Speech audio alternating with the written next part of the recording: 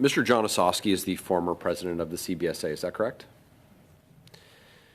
Did CBSA enter into a paid contract with Mr. Osowski surrounding his testimony on ArriveCan? So in the federal government, when former public servants are called to testify before commissions of inquiry, in litigation, before the PSLRAB, or perhaps at parliamentary committees, it's not uncommon for them to be brought back on a casual contract to facilitate their access to the information and the support they need to prepare themselves to testify on behalf of the Crown. So I brought him in on a casual contract to facilitate his access to the information that he sought to prepare. That's the convention that I was working under when I made that arrangement. If it turns out that that was not required for him to access the information that he needed, I'll take responsibility for that. So Mr. Osowski left the public service and now works for a big consulting firm. Is that right? I don't know that he still works there, but I do know that he was working with a consulting firm. Does PricewaterhouseCoopers, the firm that he was working at the time that you brought him on contract to get aligned before he testified at committee, were they doing any business with the CBSA, his firm? They weren't doing any business. I'm not sure I understand the comment about get aligned. He did ask for access to documents that he had had when he was in the position of president to We'll circle back to that, ma'am. We'll circle back to that. The question is does PricewaterhouseCoopers have any contracts with the Canada Border Service Agency? No. Do they have any contracts with the Government of Canada? I presume so. I don't know. I know what is happening in the CBSA. How much was Mr. Osowski paid? I believe he billed 1 day for his preparation for testimony, and that was approximately $500. So he billed. So he set the terms of the contract, the price for it. No, he was brought in at a certain level. I believe it was an EX1 level, but I'd have to confirm that. And then he signed a letter of offer that included conflict of interest declaration, and that would be the mechanism by which we would facilitate his access. What documents did he have access to? You'll have to ask him. I believe he's appearing on Well, I'm Thursday. asking you, actually. You're the president of the Canada Border Services Agency. You brought in someone who works for a consulting shop who does consulting with the Government of Canada, and you wrote them a check, and you wanted to get back to this. I'm very interested in who he met with. So I'm not going to ask Mr. Osowski, I'm going to ask you who he met with and what he saw, because this is really important.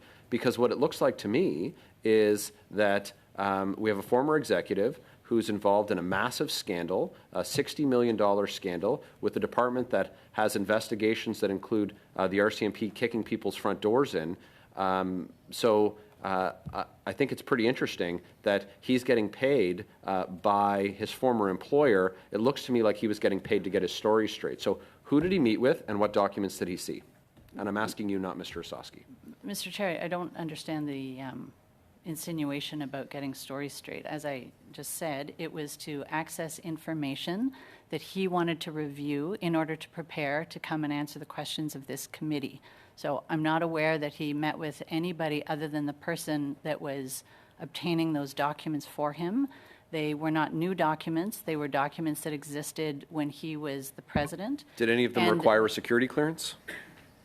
We validated that he has a security clearance. I don't believe any of the documents were classified, but again, I didn't review the documents that he accessed, but I can say that the documents Who would have done that due diligence to verify that he ought to be seeing the documents that he be seeing? They were documents that existed when he was the president of the CBSA. So he had access to all of the documents that existed when he was the president of the CBSA? He had access to his emails, and then he requested specific documents to review. Would you table a list of those specific documents that he requested access to? Yes. And what date did this occur? I'll have to get back to you. You will you get back to us? Yes. Okay. And there's certainty that he didn't meet with anybody? I'm not aware that he met with anybody, but again, I think that question is best posed to him. Was he furnished with any information, briefing materials, talking points, anything of that nature? He wasn't furnished with any talking points. He did see material, as I have said. What was this material? Prep material for committee? It was documents that he wanted to review before coming to testify here. Yeah, I get that he wanted to see them. What I'm asking is what the type of documents were. So we know that your department prepares you in advance of your committee. So to say that he wanted to see them, okay, fine. I believe it's in your collective interest that you all were aligned on what he said when he came to committee, because this is a massive scandal that your department is facing, that your agency is facing. So did he ask to see the same type of prep materials that he would have asked to see when he was the president, like the alignment on messaging that the department was using? So there's no alignment and there's no messaging. Material, I asked for material to prepare myself. He wanted to review documents that existed when he was the president of CBSA to refresh his memory to come and testify. But again, he is coming on Thursday. I believe these questions are best put to him. Thank you very much. That is the time. Mr. Barrett, you have the floor for 5 minutes, please. I want to circle back to the number of consultants that you have reduced. You said the number was 68. What is the total number of consultants that CBSA is using?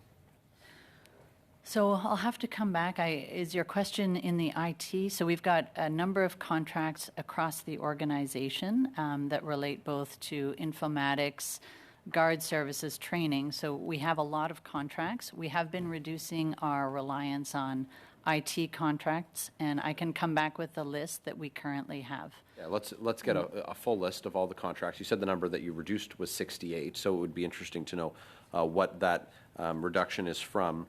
It's important to note that, of course, CBSA officers are currently considering taking job action, and part of their grievance is excess management. So when taxpayers are also paying for more outside consultants and more outside management, that's going to impact the traveling public and commerce in Canada. I want to talk about Mr. Ossowski's access to documents when he was hired for a day to prepare for his committee appearance. As president of the CBSA, are there any documents that you don't have access to, within the CBSA? I don't think I would have access to all of the documents from my computer, but my assumption is that I could access any of our holdings. I would. So PricewaterhouseCooper used to do extensive business, has historically done extensive business with the Canada Border Service Agency. Currently, you've said they're not doing any business. Mr. Ossowski is recruited by PricewaterhouseCooper from being the head of the Canada Border Service Agency. And what better way to get business with the CBSA than to hire its former president, understand its workings? Now, Mr. Ossowski came back to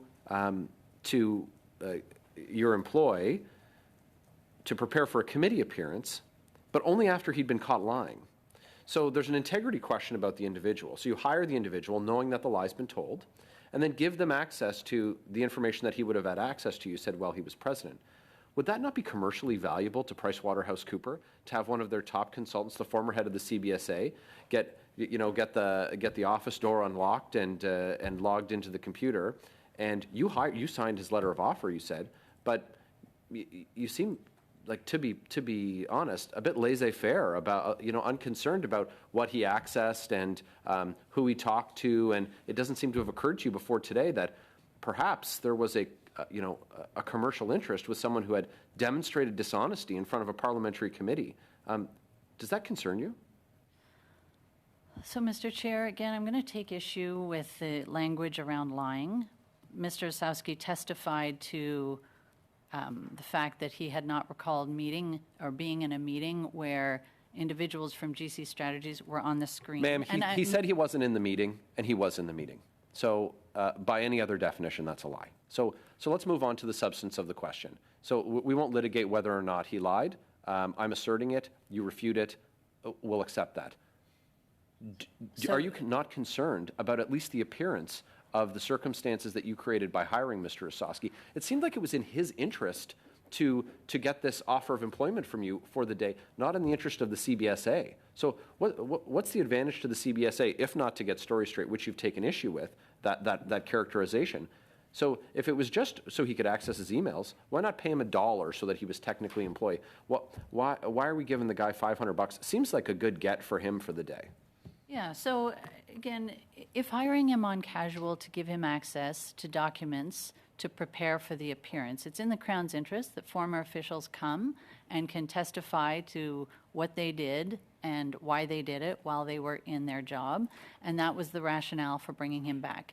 If he did not need to come back and could have accessed the information and the documents that, again, date back to his time as president, then that's on me, and I would happily provide that access going forward without any framework of employment around it. Can you provide to this committee a list of all of the other occurrences where similar treatment has been offered to former employees of the CBSA with relation to their testifying before parliamentary committees during your tenure as CBSA president? There is nobody. So special access, it seems like special treatment for But Mr. Ossowski. there haven't been retired people who are former officials invited to the committee. So the other employees who have moved departments were also given the offer to access or tell CBSA what documents they may wish to see to prepare for their own testimony. Thank you. The only one who was paid to prepare Thank you before very much. Because the others are employees. That is your time. Not of CBSA.